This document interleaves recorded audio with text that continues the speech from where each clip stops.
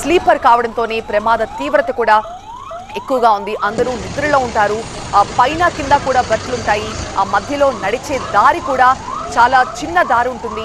So అంతమంది ఒకేసారి అంత స్థాయిలో మంటలు ఎగిసిపడి పొగలు చేసిన సమయంలో ఆ చిన్న దారి నుంచి తప్పించుకోవడం ఖచ్చితంగా అది అయ్యే పని కాదు, అది సాధ్యం కాదు. ఈ కారణంగానే స్లీపర్ బస్సులకి ప్రమాదాలు జరిగితే ప్రాణ నష్టం కూడా భారీ ఎత్తునే ఉంటుంది. ఈ మధ్యకాలంలో వరుస బస్సు ప్రమాదాలు నెలకొకటి అన్నట్టుగా భయపడుతూ ఉన్నాయి. ఈ సంవత్సరం మొదలైన దగ్గర నుంచి ప్రతి నెల ఏదో ఒక ఘోరమైన బస్సు ప్రమాదం జరుగుతూనే ఉంది. ఇక ఈ సంవత్సరం ముగుస్తోంది అనగా మరొక ఘోర బస్సు ప్రమాదం మళ్ళీ అందరినీ కూడా షాక్కి గురిచేసింది.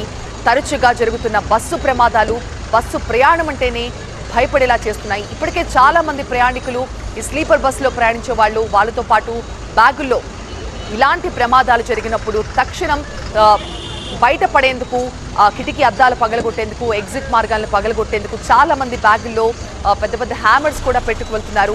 కానీ ఇంత పెద్ద ప్రమాదాలు జరిగినప్పుడు ఎన్ని జాగ్రత్తలు తీసుకున్నా ఒక్కసారిగా చుట్టూ మంటలు కమ్ముకుంటే ఎవరు ఏమీ చేయలేని పరిస్థితి.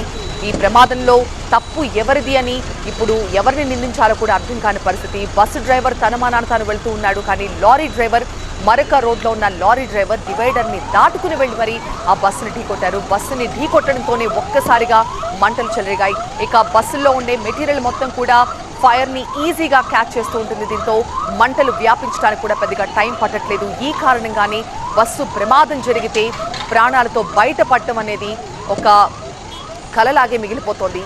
ఇవాళ జరిగిన ఈ బస్సు ప్రమాదంలో కూడా మొత్తం 20 మంది బస్సులో ఉన్నట్టుగా తెలుస్తోంది. ఆ నెంబర్ అంతేనా లేకపోతే ఇంకా ఎక్కువ ఉన్నారా తక్కువ ఉన్నారా ఇంకా క్లియర్గా తెలియాల్సింది. 9 మంది మాత్రం ఈ ప్రమాదం నుంచి బయటపడ్డారు. 18 మంది ఈ ప్రమాదంలో సజీవ దహనమైపోయారని ప్రాథమికంగా సమాచారం అందుతోంది.